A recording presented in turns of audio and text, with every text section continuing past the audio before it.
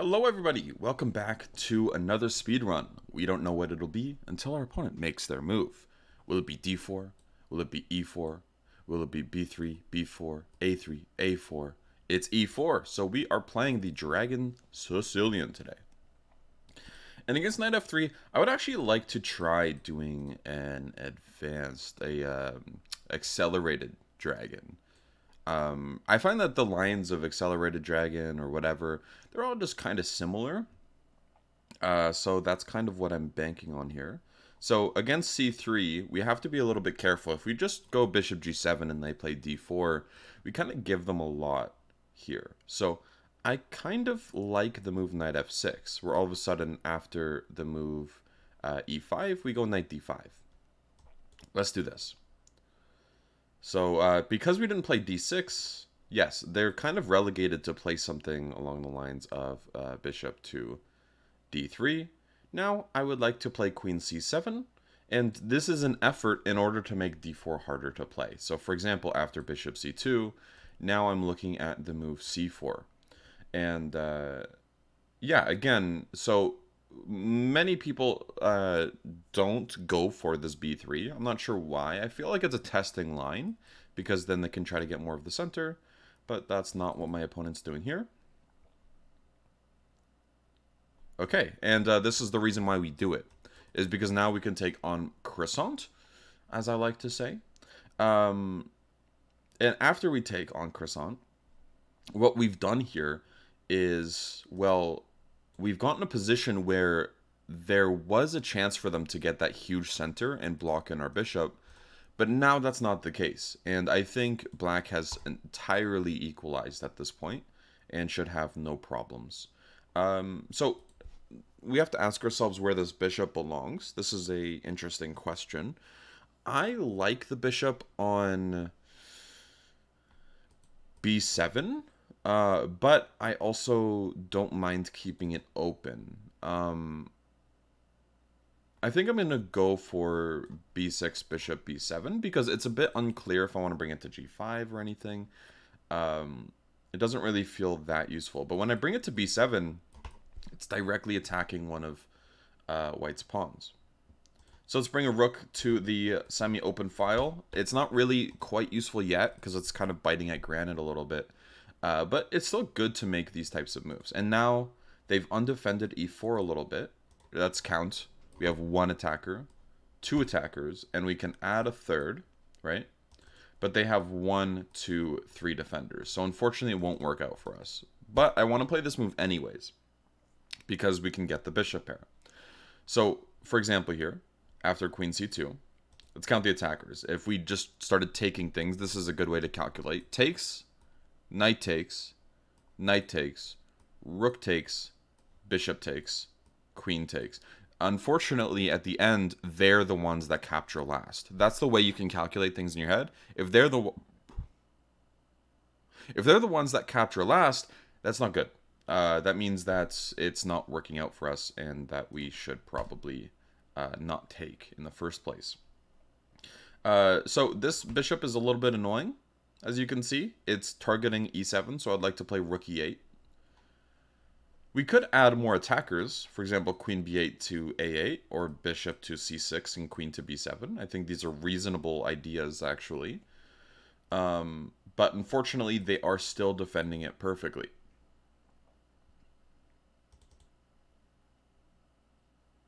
So they play knight there. I don't mind playing knight to d7 now, because we do have a threat. And that threat is just a take on d4. As you can see, the queen would be undefended in that case. I'm expecting knight to b5 for some reason, but we can just go queen to b8. This looks like a very passive move, but there's not really a problem with it, because we can always just go back. Right? They make a move, we make a move, and then if they go back, we can go back, for example. We don't want the draw here. I think black has a slightly better position now. And is for choice, which is good. We can also play moves like a6 now, and this knight has very, very... like, a lot of difficulty, yeah. And that's why they play this move, queen to b1, is because if we got away with a6, knight to d4, we could have just won the knight again. Or a6, knight a3, the knight's just really passive. So kind of both are working out in our favor there. Now I would like to play the move knight to c5. This is kind of to target e4, but not really at the same time. I don't really care about this e4 pawn too much. The bigger idea I have here is going knight e6. Because now the knight on e6 is just slightly better than d7. We do have to be careful. It could always run into problems with this little move here, f4. But now f4 is just not a problem at all. We could try something like bishop to e5 or d5 or something. A lot of these moves feel kind of incorrect, though.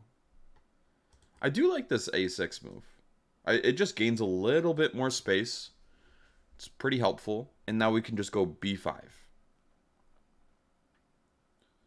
So we're not scared of this move c4. They'll just give themselves double isolated pawns.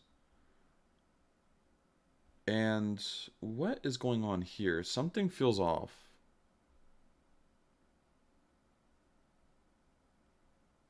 I'll just play queen a8 because I'm not sure that we're actually getting anything through here. But I would like to threaten it. Now, for example, a move like d5 could be really good. Just breaking open the center. This is the normal break you will see in most openings. Or at least most Sicilians. They play knight e3, which I think is reasonable. And now I'm thinking of just going back, funnily enough. Back to c7. Is there a better square for this piece? Like, if I could get it anywhere, I think I'd rather have it on b6 at this point instead of on e6. Like, it did its job. It kind of kicked away the bishop. But now what, right? Yeah, we have time to make slow maneuvers because it's very unclear how they improve their position further. Generally, when your pieces, like, they could play knight f3 or something, but they hang the pawn, right? So they're kind of stuck defending it, and if they want to move their knight, then they have to play something like f3 or move this knight. So they're kind of stuck in this weird position where they're just consistently forced to make some sort of passive move. And yeah, I'll just bring my knight to b6. I'll be quite happy about that.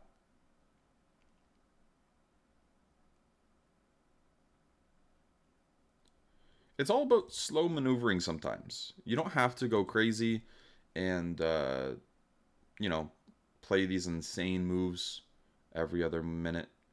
You can just play quiet, slow, improving. And now, actually, so we could take e4, but there is some problems with taking this pawn.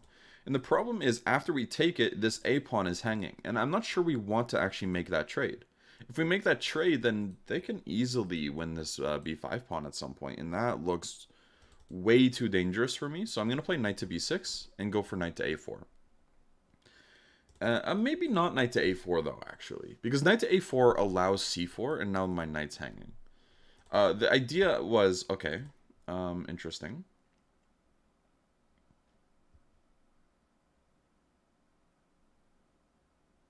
Interesting.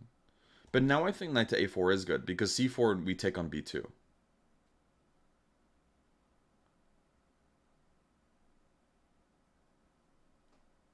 Yeah. This is getting really messy really fast, but the thing is, if the position opens up too much, then it does favor us. Yeah, now I'm liking this move quite a bit. Remember that because we have a knight and a bishop, we can still take on b2 after c4. The problem is now I've undefended my queen. But c4, we also have moves like queen to d4 as well at the end. So it takes on a4 or b5, queen d4. Not ridiculous. I'm not sure if I like that. But my idea here was to go queen b6 I think any sort of trade with the queens here actually just favors us because they're kind of stuck in a passive position and it's not really clear how they can improve it.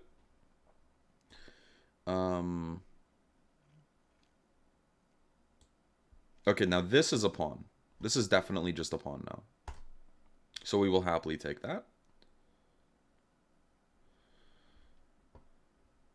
And we will go queen b6. Or do we take on b1 first? I think we could take on d4 as well, but I like taking on b1 and then going queen b6. This forces a queen trade. There's no way to avoid it. The only weakness we have right now is the a6 pawn, but that's not really much of a concern. We're just going to take here. We could also take on d4 now, which I do like. I do like taking on d4 at this point. I think it's a good idea. And we'll go... We don't go e6 because that blunders knight f6. But we'll just go rook c2, I guess. Get some activity. Knight c3. That forces the exchange. Good. And the second you're able to exchange off all of the pieces and just have like a rook versus bishop or like a rook and rook versus bishop, the better your chances of just completely winning are. So that's very good for us. I'm just going to go rook to c8. And they'll go f5.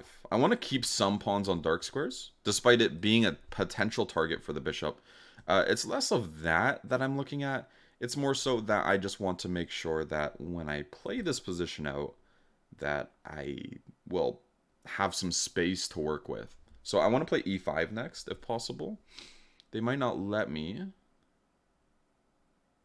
Is there any way to just say, I don't care? Maybe rook c2 check. And then g5. Because g5 might just mate them at this point. They might have to go rook e1. But as I mentioned before, the more trades that happen of the major pieces, the easier it is going to be to win. Because then it'll just be rook versus bishop, and they just resign. And I think there's good reason for that, because now we have rook c3 coming. The only way to stop it, I believe, is to go rook f4, but then, oh, I think we might even have f4 at that point. At the very least, we have rook c3 check. So let's bring it into an analysis board here. I want to like resize the board so it fits. I don't know why it's like adjusted like this. Every single time it is though, and it's so annoying. Let me just like, there we go. Cool. So apparently we blundered somewhere in there. I would love to find out where. So knight f6, totally fine. Against c3, there's also the move d5, which I probably should have played. I think this is like one of the main lines. But I decided to just go for knight f6, which is kind of like an idea of what part of my repertoire is for actual like games, which is after c3 to go knight f6, e5, knight d5, d4 takes, knight to f3, knight to c6, takes d4, bishop to c4, takes bishop e6 with the idea of g6. So like you kind of enter a similar position, and this is objectively equal. But knight f6, I'm not sure if it equalizes. It looks like there's some trouble here after e5. Potentially. I wasn't too sure. I guess d4, playing g6 was a little too early. I'm not sure. Here. But I guess the point is maybe that they can force us into lines like this, where they go bishop to b3, and d5 might not be as appetizing. Yeah, because now they just enter a position where this bishop is actually just out of the game. So that's a key point there. So that's why d5 is pretty important here. So knight f6, bishop to d3 is a bit of an inaccuracy. Queen c7 is a good try. Is there anything better? I'm not sure. Maybe apparently bishop g7 is also quite good. And d5. Actually, d5 makes a lot of sense because after a move like d5, white's problem here is that they can't like follow up e5 with d4 immediately. There's also knight c6 and bishop g7. Yeah, and actually this position's totally fine. So I thought c4 would be interesting. It's not actually correct here. Interesting. But it's not for b3. b3 is not really the problem. d4 is also just not the right way to go. Castles, for example, was an inaccuracy. And if they play d4 like they did, then black is totally fine. And it's definitely equal here. So, interesting. c4, the best way to play against it is knight a3. But my thought process was I could play something along the lines of a6. e5, knight d5, and they just go d3 anyways. And the whole point is this knight is actually just kind of uncomfortable here. Queen takes d3. Where does the knight go? If knight b6, for example, bishop e3, and white's winning. White is actually just winning here. That's quite surprising. Okay. Let's kind of get into like the meat and potatoes of the game then, because I don't understand chess. At least I don't understand the accelerated dragon for sure. And it turns out, yeah, b6 was one of the best ideas to continue on, which is great. Just to, again, put some pressure on e4, but it's more so like, for example, like where does this piece go? You can actually think of this almost like a Benoni in some ways, where a lot of our pieces are fighting for one square, one similar square. And can you find out what that square is? Well, the square is d7, right? The knight wants to go there, this knight wants to go there, this bishop wants to go there. Not necessarily this knight, like, you know, obviously there's times where a piece cannot go there. But a lot of these pieces are fighting over the same square. So if you can make one of the pieces not fight over it, for example, something like b6, either after knight b7 or before. So, yeah, knight bd7, knight bd2, and then b6. All of a sudden, now only two pieces are really fighting for this square. And this is why it's not like a Benoni, is because in Benoni positions, white has a pawn on d5, and it completely nullifies the bishop on b7, which is why there's kind of a problem there, and why you don't really want to deal with that. So, yeah, again, a bishop on b7 would be useless in the Benoni, but it's actually useful here because there's no pawn on d5. We have a target, and, well, we just have a little bit more space with it. It's not some closed position. It's quite open in nature. So, yeah, moving forward, knight c5 here, and grabbing the bishop pair is always a good idea.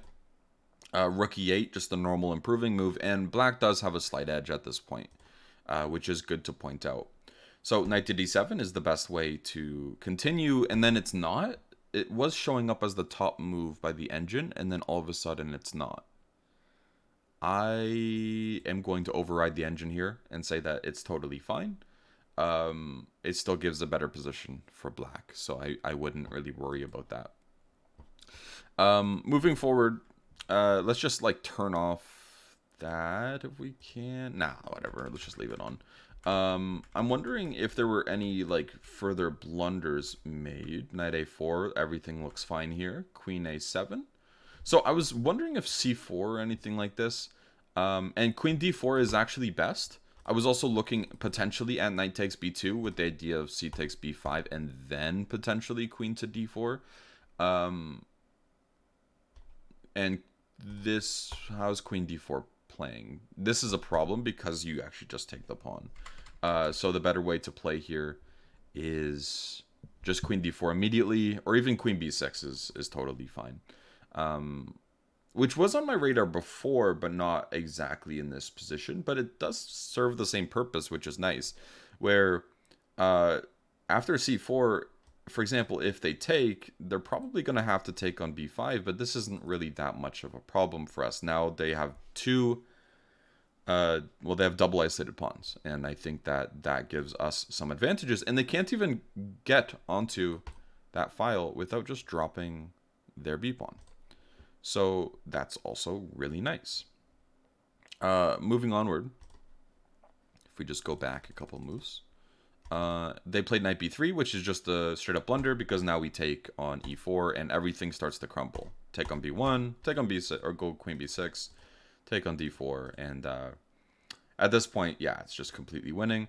I wasn't sure of their like potential threats of knight c7, so I wanted to be really careful of that. Because knight c7 does fork the pawn and the rook. Luckily, we are covering the square for now. And after b3, knight c3, maybe their best chance is just to go a little crazy with knight to c7. But the problem is it just doesn't work. After knight takes b1, for example, and they take on e8, this knight's actually trapped. So we could just play rook to c8, and this knight will drop off the board. Best move, supposedly, is bishop takes d6. So that's how you know the game's definitely over.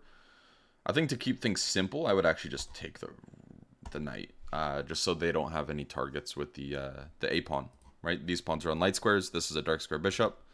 This I think should reduce counterplay a little bit, even though it's apparently less precise. Taking the bishop was a little bit better. Now again, the biggest objective we have is just to trade off a pair of rooks if we can. If we can't, that's fine, because usually we can push our opponent around. When you have more material, you can be a bit of a bully in that way, where your opponent doesn't really have any choice.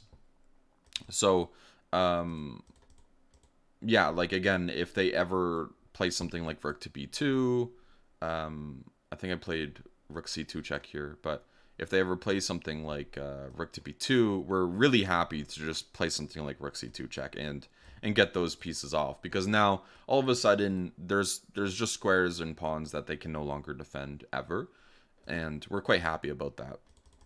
So yeah, bishop g3, rook c2, and again after g5, it's just all over, because best move is rook e1, but after rook c3 check, rook e3, this is actually just f4 here.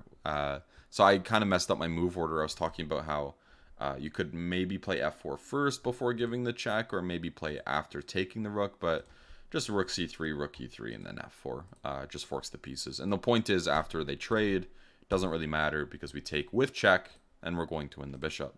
That's going to cover the game. Hopefully that analysis was useful for you guys, and hopefully the game was of interest. So thank you for watching, and I'll see you next time.